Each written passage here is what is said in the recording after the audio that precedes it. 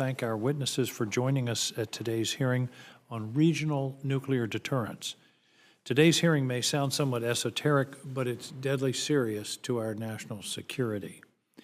We've debated strategic deterrence extensively in this committee, and in fact, the 2022 Nuclear Posture Review concentrated on our nuclear use policy, modernizing our triad so that we might ensure that we are never coerced by a near-peer adversary such as Russia or China.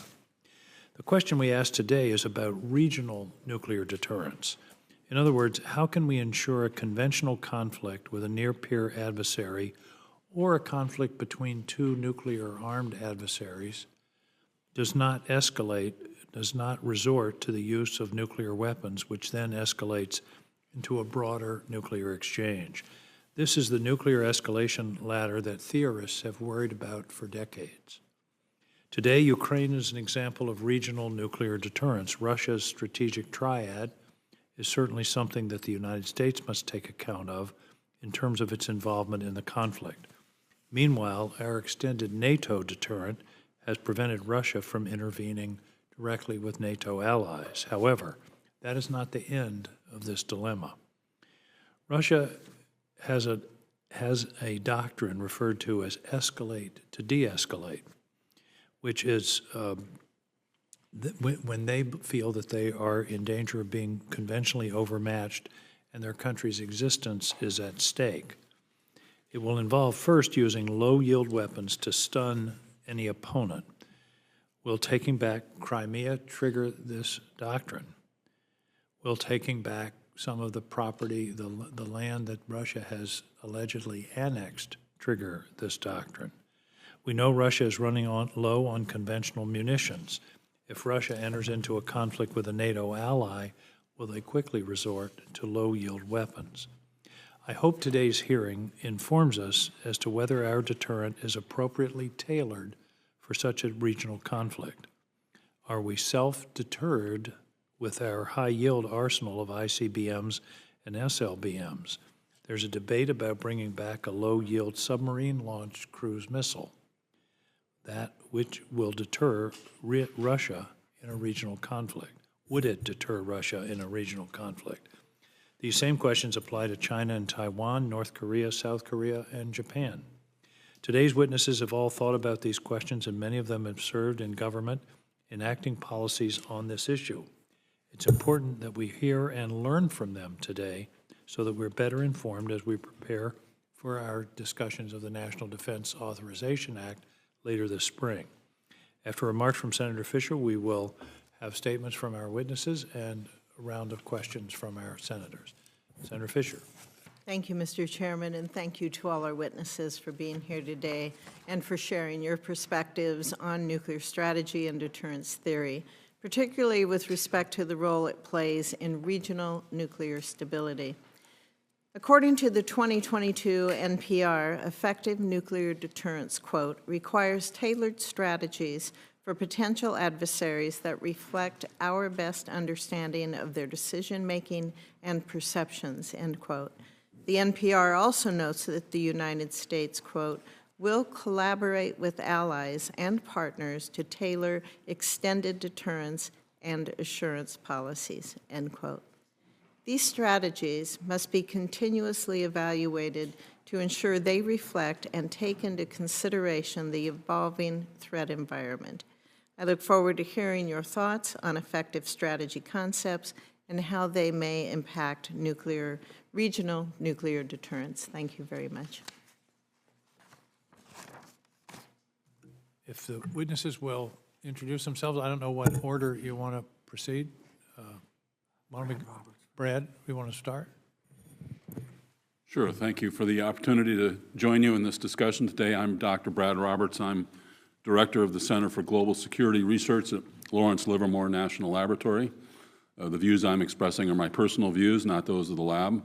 And I had the pleasure and honor of serving as Deputy Assistant Secretary of Defense for Nuclear and Missile Defense Policy through the first Obama term.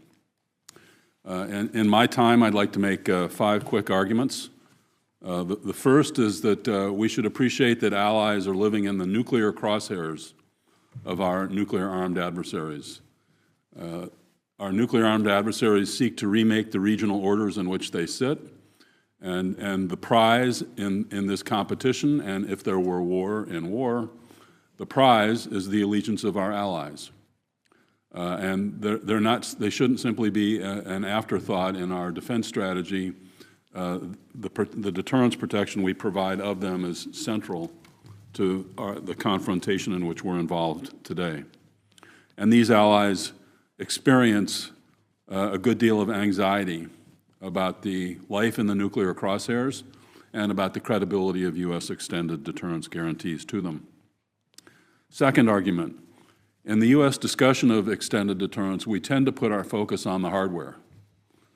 Dual-capable aircraft, the B-61 bomb, SLICM-N, all very important, but we should not forget the software. The software includes declaratory policy and other statements of leadership intent. It includes consultations, processes, and mechanisms within the alliance structures. It includes concepts and principles for nuclear deterrence and employment. It includes operational plans and planning processes and exercise programs to exercise those plans. And it includes the knowledge base that's essential to all of that. As we consider the weaknesses in the extended deterrence posture, we should consider the weaknesses in the software side. Third argument, the existing extended deterrence posture was designed for an era long past. The existing extended deterrence posture is a result of the presidential nuclear initiatives of the immediate post-Cold War period, when the U.S. withdrew all of its nuclear weapons from Asia, 97% of its nuclear weapons from Europe, all of its weapons from naval surface combatants, and all of its nuclear-armed cruise missiles from attack submarines. Most of those things were destroyed. The cruise missiles were kept until 2010 when they aged out. This was a bet we placed as a nation that extended deterrence could be provided with a few remaining nuclear weapons in Europe and our central strategic forces. We saw this as appropriate in the benign environment of the time. Russia, China, and North Korea perceived a different security environment, of course, and have been well focused on creating new nuclear advantages for themselves over a long period of time, and theories of victory in conflict with us that involve the coercion of our adversaries and the disruption of our military operations by nuclear means. Our allies are very clear that they want forward deployed weapons as a part of the extended deterrence commitment, or at least forward deployable in East Asia. And thus there's a rising discussion of what kind of capabilities the alliances need in future years, whether there's the right diversity in the posture in addition to the right number. Fourth argument, looking ahead a decade or so, the challenges facing extended nuclear deterrence seem destined to grow. I think we all expect that when the Ukraine conflict dials back into a frozen conflict, the Russia we're going to face for the next decade or so is going to be difficult, threatening, and ever more reliant on nuclear weapons. We clearly expect greater coercion, nuclear-backed coercion out of China as its nuclear arsenal grows and its theater nuclear force grows, and we expect the same from North Korea. Extended deterrence, there's a mismatch, in other words, between the legacy posture of 1991 and the challenge that's emerging in front of us. Fifth and finally, strengthening of extended nuclear deterrence has been a clear priority for 3 presidential administrations in a row. And the fact of bipartisan consensus on this aspect of our nuclear strategy is striking and should be preserved. That bipartisanship has enabled a good deal of progress in adapting extended deterrence to new circumstances and strengthening it by various means, but more progress is needed.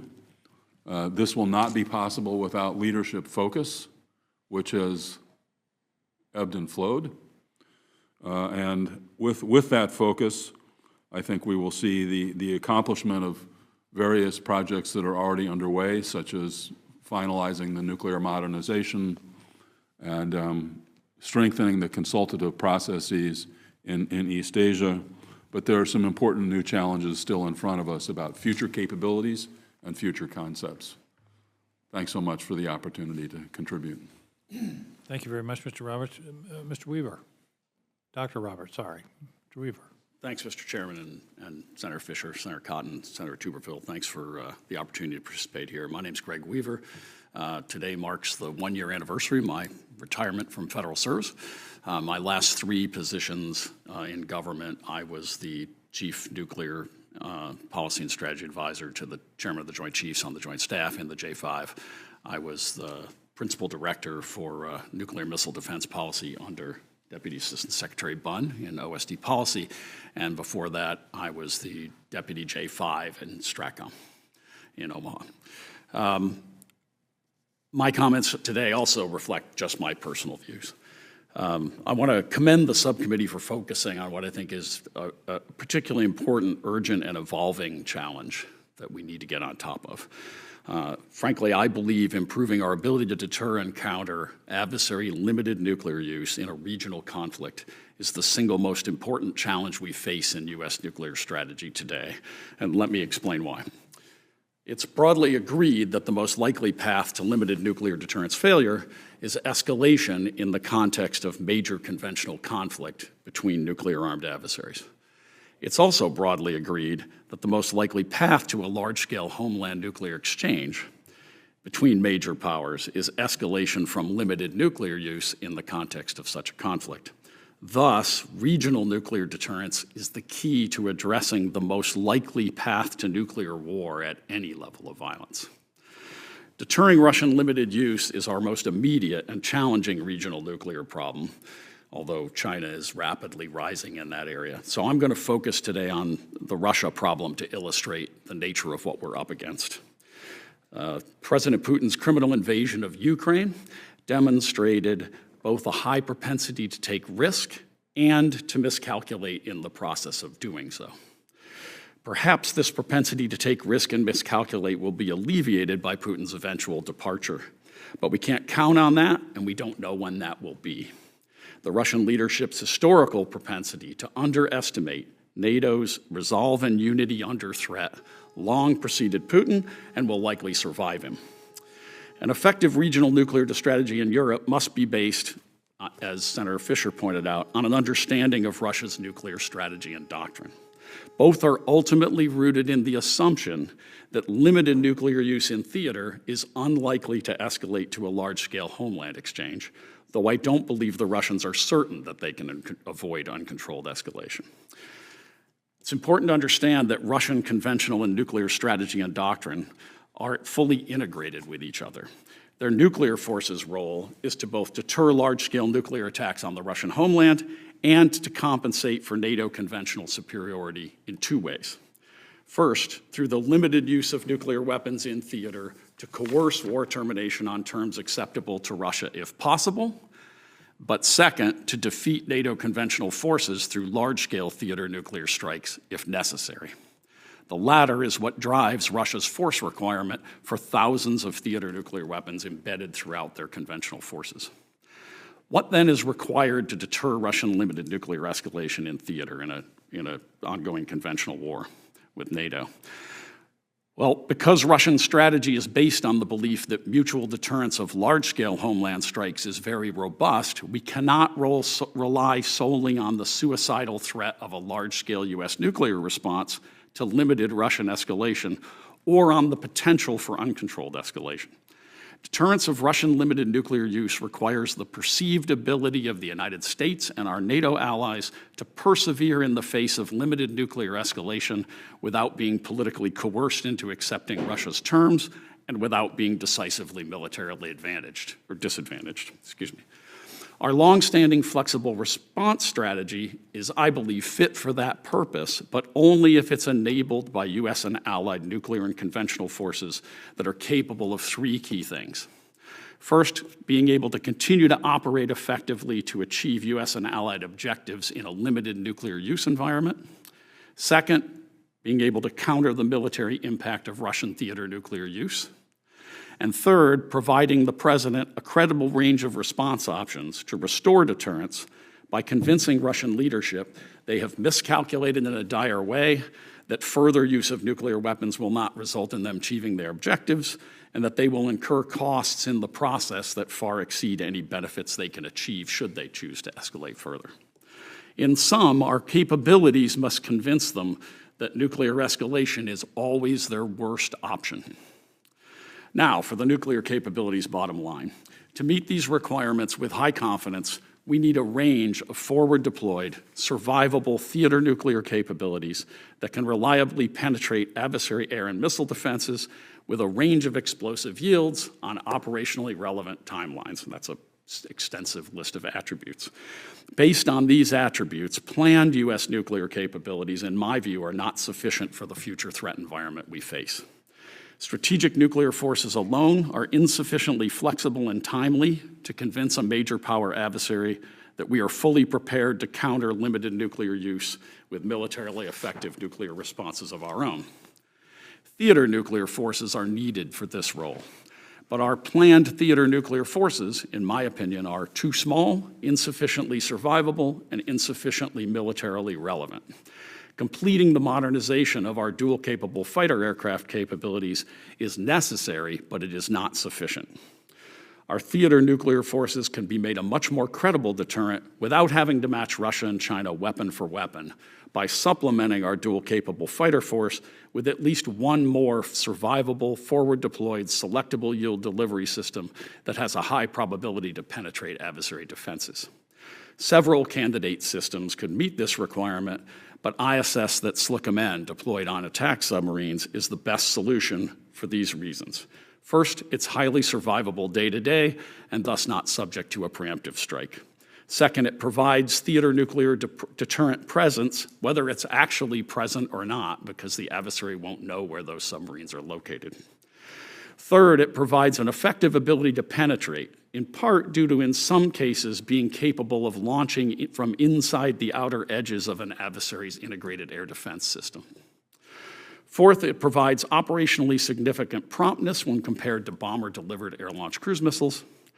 It exploits the submarine fleet's large pre-existing launcher infrastructure, reducing cost. It has no ballistic missile launch signature that could be misinterpreted by an adversary. And finally, it could leverage the LRSO, the Air-Launched Cruise Missile Modernization Program, reducing the impact on our nuclear weapons infrastructure of building an additional theater nuclear capability. No other system I am aware of checks all those boxes. So in conclusion, and I know I've gone a little long, regional nuclear deterrence is not the place the United States should choose to take risk, and not only because theater deterrence failure is the most likely path to large-scale nuclear war, though that's a pretty good reason in and of itself. An inability to confidently deter or counter adversary-limited nuclear use will undermine the credibility of U.S. capability and will to project power against nuclear-armed adversaries in defense of U.S. and allied vital interests, making major power conventional war more likely in both Europe and Asia. Our allies have not forgotten this, and neither should we. Thank you very much. Compelling testimony. I appreciate it. Ms. Bunn. Thank you, Chairman King and Ranking Member Fisher and other subcommittee members for the invitation. It really is a pleasure to testify before you again, but this time as a private citizen representing only myself and not as a USG official. I spent 40 years in government, mainly at Department of Defense. My last job there was as Deputy Assistant Secretary for Nuclear and Missile Defense Policy following Brad in 2013 to 17. 40 years. 40. Just had my 70th birthday. That's on the record. I also, in that DASD job, as did Brad, spent a lot of time with allies, both as the U.S. representative to the high-level group of NATO, as well as co-chairing the deterrence dialogues with Japan and South Korea. The U.S. has made very explicit extended nuclear deterrent commitments to more than 30 countries, NATO countries as well as Japan, South Korea, and Australia. In so doing, the United States has privately and publicly affirmed that aggression against those countries could, under some circumstances, merit a U.S. nuclear response. I have come to believe that extended deterrence is amazing from both sides.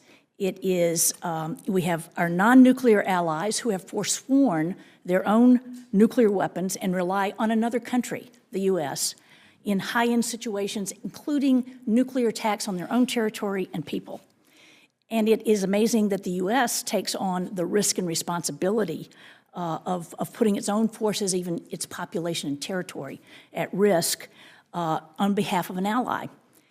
And that is an amazing fact, to the point that some in the past have found it incredible.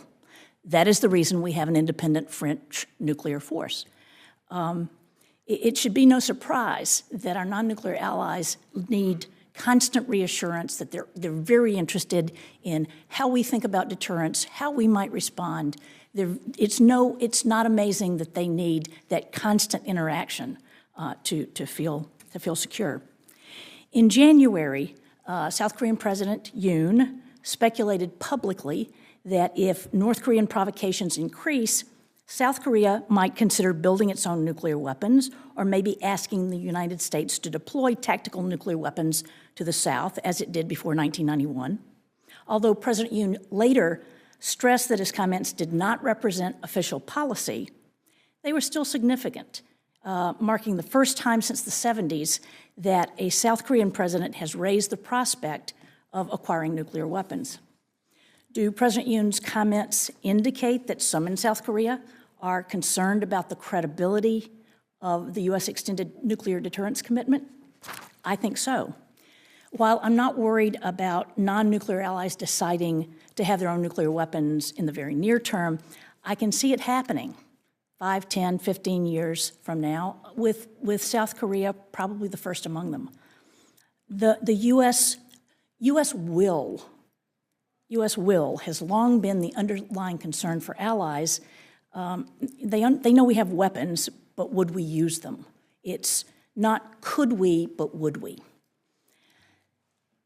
I think it's consultations at multiple levels, real ones where we listen as well as talk, where we have exercises, both tabletop and field exercises, where we have forward deployments of conventional and sometimes nuclear forces. All of those things say that we have a stake in and will take risk for allies' security. If South Korea, or another ally, does ask for deployment of U.S. nuclear weapons on their territory, or nuclear sharing arrangements, dual-capable aircraft in the B-61 bombs, as in NATO, or offshore SLICM, which I haven't heard allies discussing much, but if allies raise any of these hardware issues, I think the U.S. should be willing to have frank discussions about their views and be open to talks on the pluses and minuses of what allies believe they need, and not simply give a knee-jerk no. There are things we can do short of deploying nuclear forces in allied countries. For example, the last 3 nuclear posture reviews have all said that the U.S. maintains globally deployable dual-capable aircraft, primarily to assure Northeast Asian allies. But we haven't demonstrated that capability with exercises. That should be an easy one to do. In any event, with or without forward deployed nuclear weapons, there is a need for ongoing consultations that are deep and nuanced, more realistic exercises, and greater allied integration in operational planning. Thank you. Thank you very much. Mr. Montgomery. Thank you, Chairman King, Ranking Member Fisher. Appreciate the opportunity to be here today and share my thoughts with you.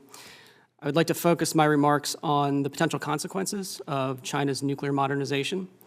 For more than a decade, China's conventional military modernization has been upending the balance of power in the Indo-Pacific region. Until recently, though, China's nuclear arsenal has been a secondary concern. The situation is starting to change now that China is engaged in a significant quantitative and qualitative nuclear buildup. This nuclear buildup could be destabilizing both regionally and globally, and I'd like to highlight 3 areas of concern that have been raised to date. The first is the possibility that China could pose a future first strike threat against U.S. strategic forces. This previously implausible scenario could become a genuine concern if Beijing fields accurate and difficult to detect systems that could threaten U.S. command and control targets, as well as large numbers of ICBMs that could threaten U.S. strategic delivery systems. Thankfully, the likelihood of this scenario is extraordinarily low because the demands of a successful first strike are so extraordinarily high. Nevertheless, if China's nuclear buildup unfolds in the way that many now anticipate, it cannot be discounted entirely, especially if U.S. officials take into account the combined nuclear forces of Russia and China in their calculations, as they should. The second area of concern is the possibility that China's nuclear buildup could embolden Beijing to start a conventional conflict against the United States. From China's perspective, a larger and more survivable strategic deterrent could ensure that any fight between the United States and China does not escalate and remains at the conventional level, a prospect that might actually benefit China given its conventional military modernization. This situation is certainly a far more plausible risk than the threat of a first strike. Nevertheless, China would still need to be confident that it could suppress Taiwan and succeed in a clash with the United States, two very costly courses of action, no matter how many improvements the PLA makes. The third area of concern associated with China's nuclear buildup, and I think the one that is likely to be the most serious over the long run, is the possibility that China could build the tools to make limited nuclear threats. For instance, China could soon be equipped with multiple highly accurate theater nuclear options, enabling it to hold many regional targets at risk with low-yield nuclear weapons. These capabilities are especially worrisome because they could serve as the foundation for an alternative coercive strategy against Taiwan, one that might look easier, faster, and cheaper than, for example, launching a direct invasion of the island and embarking on a large-scale conventional war against the United States. Specifically, if Beijing paired limited nuclear threats with, for example, blockade operations against the island and attacks against leadership targets, it would pose major dilemmas for the United States as it determined whether and how to intervene. In sum, the nuclear buildup that China has embarked upon could have significant consequences. Although it has received less attention than the expansion of its strategic forces, a potential build-out of China's theater nuclear capabilities could have major implications for the United States, and here I'll briefly highlight three. The first implication is for U.S. nuclear force structure. For years, the United States has been concerned about the imbalance in non-strategic nuclear weapons between itself and Russia. Yet there might be a similar imbalance on the horizon with respect to China. If Beijing fields a variety of nuclear-armed theater missile systems, the United States may not have symmetrical, proportional, effective, and credible responses in hand. And that dilemma could become especially sharp if Washington's relatively small inventory of non-strategic nuclear weapons is needed to deter limited nuclear threats by two major power adversaries at the same time. The second implication is for U.S. extended nuclear deterrence arrangements. Theater nuclear forces could enable Beijing to drive wedges between the United States and its allies and partners. In other words, Washington could face dilemmas similar to those that it confronted during the Cold War when Soviet investments in theater nuclear systems that could target European allies without striking the U.S. homeland raised decoupling concerns that required skillful alliance management to address. If so, the United States might need to consider binding itself and its allies more tightly together, for instance, by pursuing nuclear sharing arrangements with Japan and South Korea, not unlike those that exist with select NATO allies. The third and final implication is a broader one for U.S. defense planning, namely that China's nuclear buildup will require the United States to prepare for a wider range of threats. To date, the Department of Defense in particular is focused on the challenges posed by a PLA air and amphibious assault against Taiwan, as well as PLA attacks against U.S. ports, forward operating forces, air bases, and information networks. Yet China's nuclear buildup could open up new avenues of coercion against Taiwan, some of which, like the early resort to limited nuclear threats in lieu of invasion, could seem appealing to leaders in Beijing while posing considerable difficulties for policymakers in Washington. Thank you for your time and look forward to your questions. I want to thank all of our witnesses. This has been amazingly provocative and thoughtful and informative, so I want to thank you. It seems to me, I mean, I think of the formula for deterrence as will plus capacity. And will is a hard thing to measure and quantify. That is, I think you testified about the software of nuclear deterrence, and statements, policies, doctrines are important. Capacity, though, is something that can be measured. And I think all of you, I'll ask, do any of you disagree with the proposition that we do not have sufficient low-level regional deterrent capacity forward deployed? Does anybody disagree with that? Senator, proposition? I not only agree with it, I also think that if we were to take steps to correct that. I think your mic is not on. Yeah, I not only don't disagree with that, I think that if we were to take steps to correct that problem, to actually bolster our theater nuclear capabilities, it would actually help work part of the software problem, which is we would be demonstrating that we have the will to address this problem, even though it's politically fraught potentially in our alliances. Believe it or not, I wrote my senior thesis on this subject. I won't tell you how many years ago it was, but Admiral Roberts at Stratcom tried his best to get naval intelligence to find it, but he couldn't find it. But it seems to me that the strategic dilemma is that if all we have is massive retaliation, it's not credible that we would use that in case of a tactical use in Ukraine or Southeast Asia or Northeast Asia. So that's really the dilemma. And I'll ask the question I know you're going to ask. SLCM is not funded in the current budget. It was funded for R&D last year. This year it's zeroed, isn't that correct? But Mr. Weaver, you testified that you thought that was the most logical forward deployed, and you gave 5 reasons why. I don't mean to have you repeat your testimony, but I'm a little puzzled why that isn't in the budget. Well, Senator, I was involved in the 2018 nuclear posture review that recommended it and the Joint Staff, and I was also involved in the 22 posture review when the administration decided not to do it. As you know, the chairman recommended SLCM. There are, as I said in my statement, there are other theater nuclear options we could pursue. We could build mobile land-based systems. But when you take the full look at the set of attributes that most address the nature of our theater deterrence problem in both Europe and Asia, I believe SLCM is the best option we have readily available. Now, if you want to invent something completely new and have it take longer to get, and we don't have much time. We don't have to invent a platform. We have the platform. Exactly, and we have the platform already. Dr. Roberts, do you agree with this line of discussion? I do. We've just concluded, 3 of the 4 of us have concluded a study group report on dealing with the emergence of a second nuclear peer and its implications of 2 nuclear peers for our nuclear strategy, a bipartisan group, and we have a strong endorsement for SLCM in the report. Well, the danger, another danger, other than the weakness of the deterrent, it seems to me, is an incentive to our allies to develop their own nuclear capability. As you suggested, the president of South Korea sort of speculated on that some time ago, but at some point they're going to say, well, if we can't rely on a reliable, credible deterrent, we've got to develop our own capacity. In a sense, our extended capacity, our extended deterrent, it seems to me, is a proxy for those other countries developing their own capability, which from a proliferation point of view is a good thing. Is that Ms. Bunn?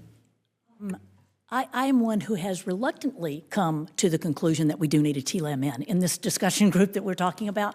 I'm sorry, SLCM. Did I say TLAM? SLCM. Many battles in my career over TLAM. And I say that, why was I reluctant? Because SSNs do have many missions, and I also fought many battles with the Navy. I'm just not sure the Navy will ever fully support this, because we fought many battles trying to keep TLAM in the force before it was retired. So that was my reluctance. But I do think that we need it for, if we decide, the U.S. decides we need it for deterring and responding to limited use, then we should go forward with it. We should fund it. Right now, I don't think we can pin it on allies are asking for it.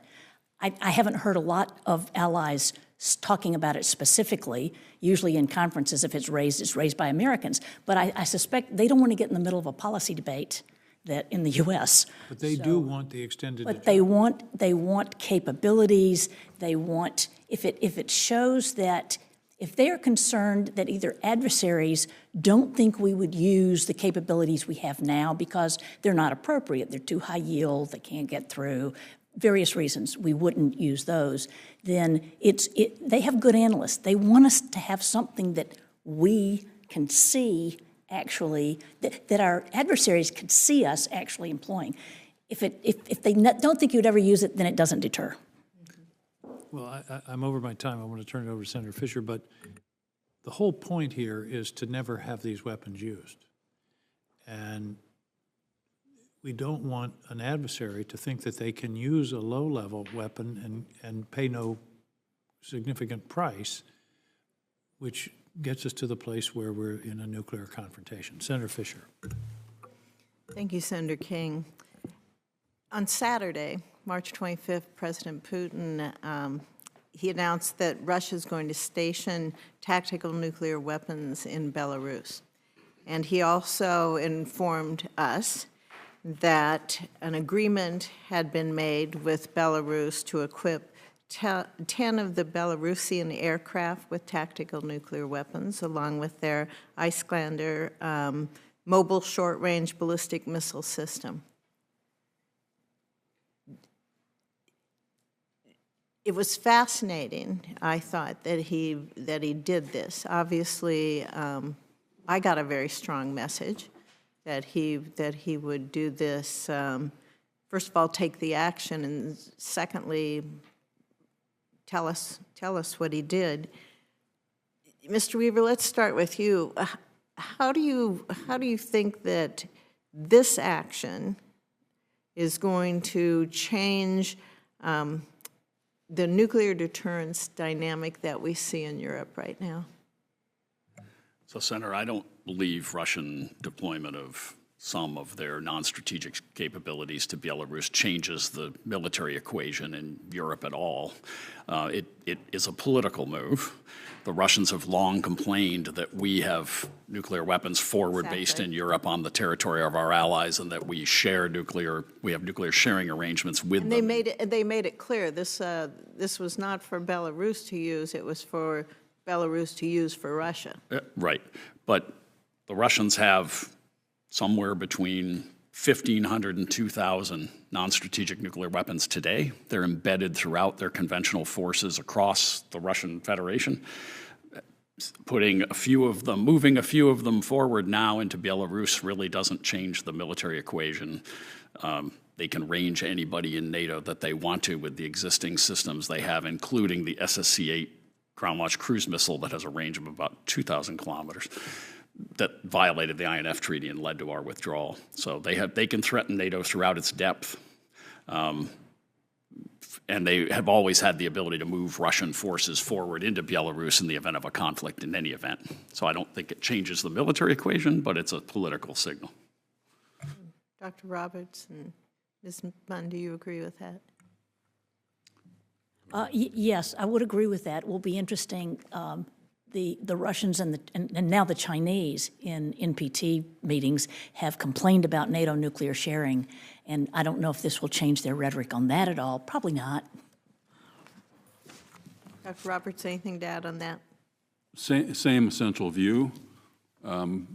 President Putin's, the Russian military strategy for local war, which is what it claims to be fighting, as opposed to a regional war against a large coalition, that strategy is in part about keeping it local, keeping the outsiders out, casting a long shadow, making us fearful that if we engage, we'll pay a terrible price.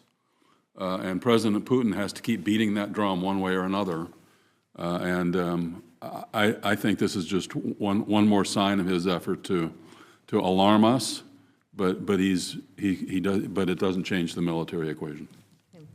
Dr. Roberts, between recent news of Russia's noncompliance with the START Treaty, China's modernization rate, and North Korea's daily shows of force, We also see Iran's nuclear weaponization capability. How's the U.S., or how should the U.S. Focus our regional nuclear strategy? If we're talking about regions, how do we focus that? Well, I don't think we have the luxury of prioritizing. One of the big questions in the two-peer study was, do you prioritize one over the other, or the first contingency over the possible second one? And our conclusion was we can't afford to do that. Too much risk. It's giving a green light to aggression in the area you haven't prioritized. So my take on this is that the complex landscape you describe renders essentially out of date the bet we placed in 1991. The bet that we could do regional deterrence essentially with our strategic forces and a little bit of theater nuclear force. And the rebalance has to come between those two elements of the bet we placed. So with the rest of the group, I think more weapons and a more diverse toolkit at the regional level are in our interest and the interest of our allies. But I think, let's be clear, I don't think any of us are arguing that the U.S. and its allies should have a regional nuclear posture that's symmetric to that of Russia or China or North Korea. We have different strategies, so we need different numbers and different types of weapons. Would you say there's plans out there now that would address that?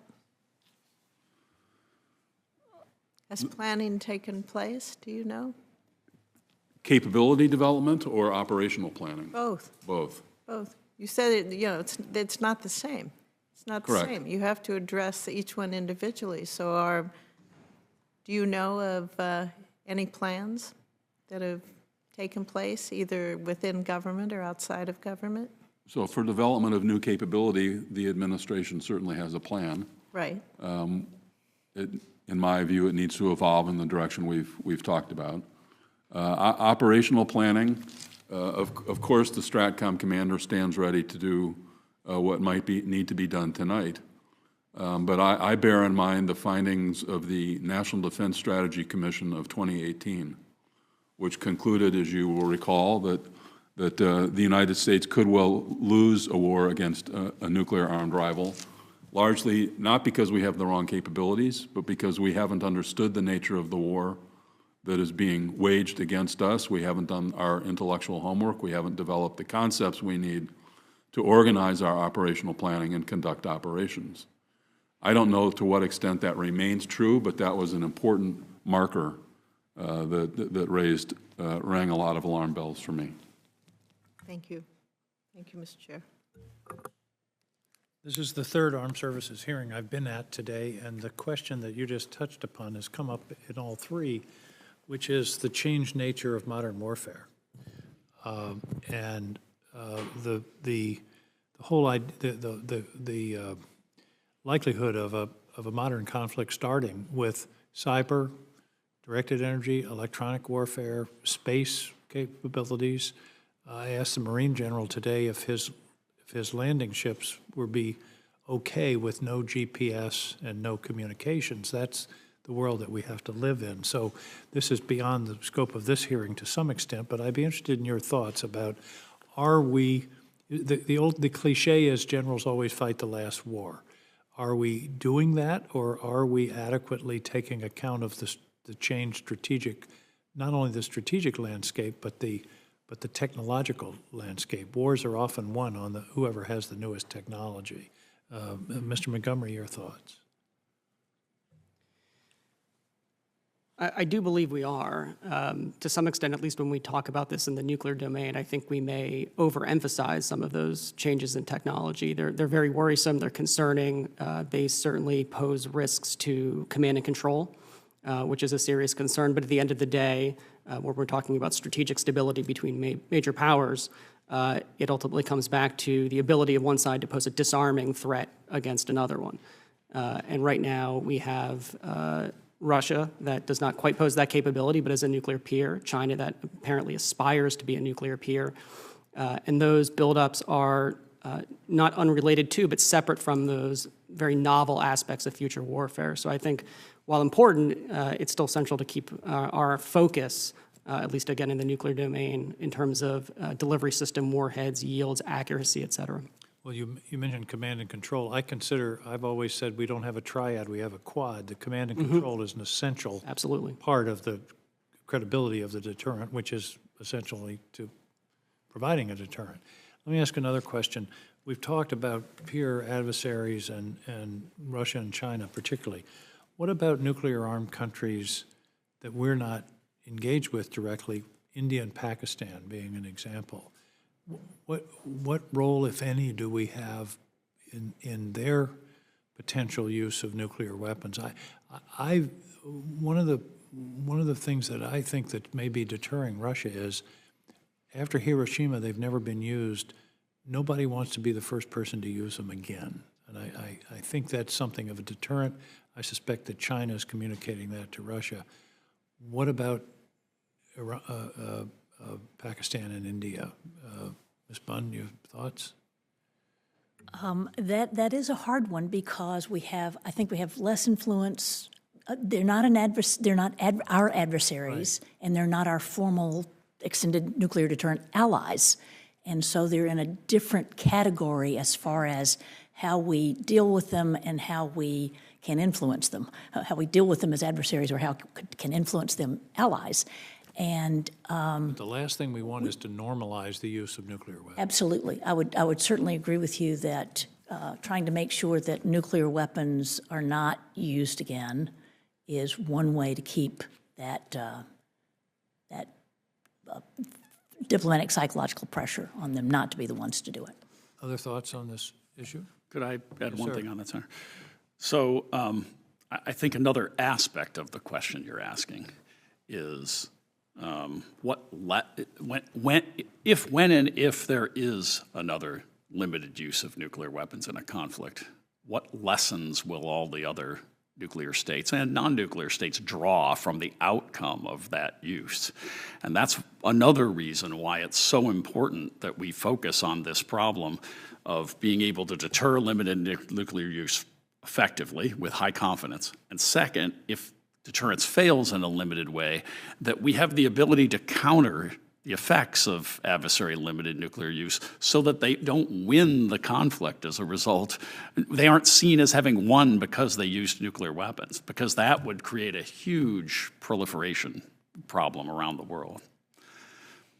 Well, I commented in my opening statement about the doctrine of escalate to de-escalate. The Russians have told us that's their doctrine. And for us to not take that seriously, it seems to me, is a major strategic and tactical mistake. I mean, when somebody, Maya Angelou says, when somebody tells you who they are, you should believe them. And they've told us who they are on this subject.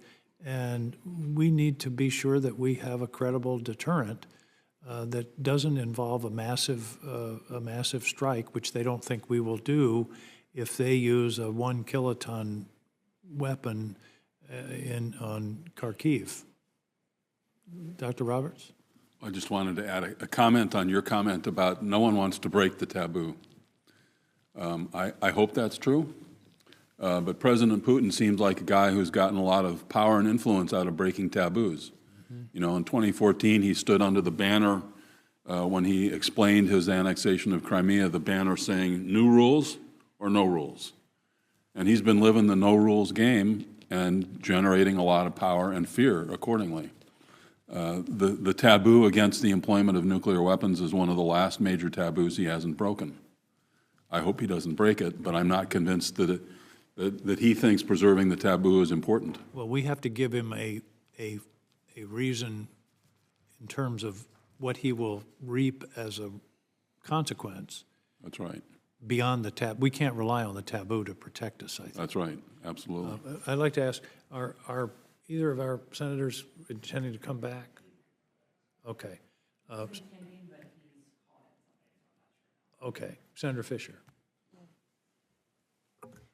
I just want to really thank you for being here today. I think these discussions are extremely helpful to, first of all, educate the members of Congress, but also to educate our public as well to the threats that this country faces.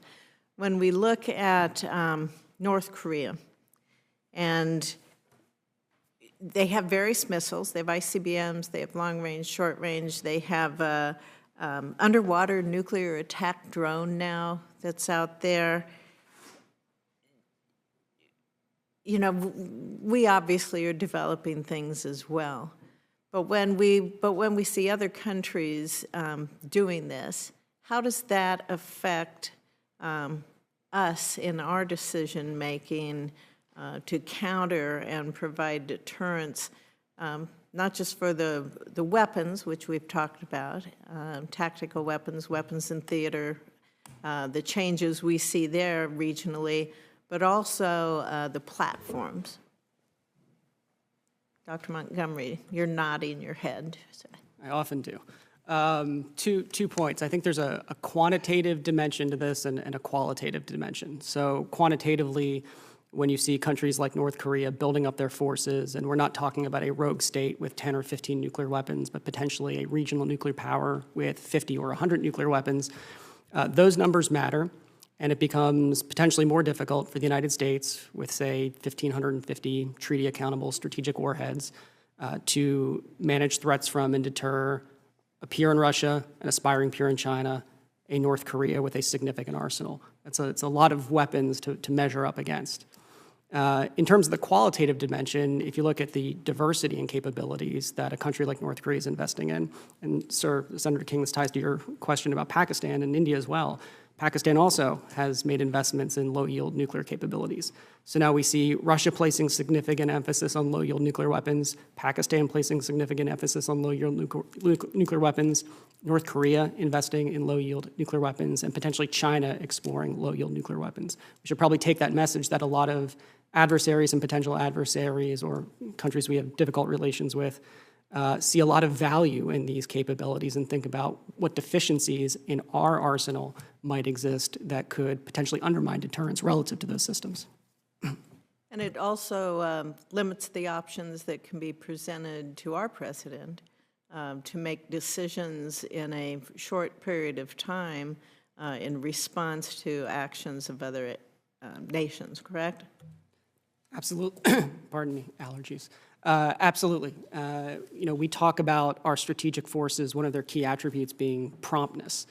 Promptness, I don't think, is an attribute you would ascribe to some of the limited low-yield nuclear options that we have, and that does mean that the options available to the president in a crisis that are time-sensitive are limited.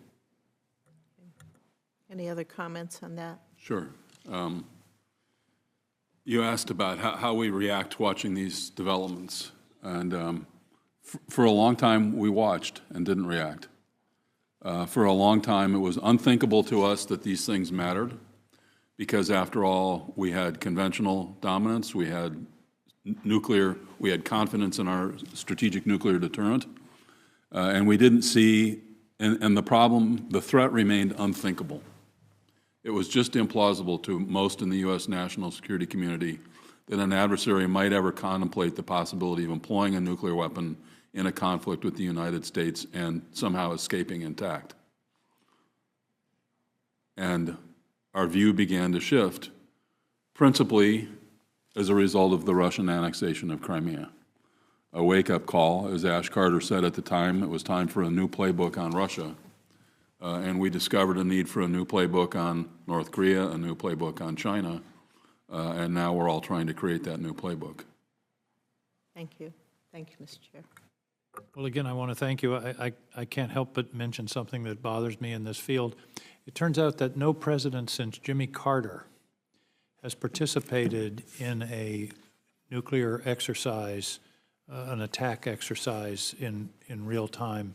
I find that puzzling. I mean, I don't want the president to walk into that room for the first time in a real-life situation. I've gone through several of those exercises, and it's terrifying, but also educational. So that's neither here nor there. But I find it striking that, as I say, no president apparently since Jimmy Carter has participated in such an exercise, which I don't get. Thank you all very much for your testimony today. It's been very informative, as I said, and helpful to this subcommittee. And as we prepare for the National Defense Act that's coming up in a couple of months. Thank you again. The hearing is adjourned.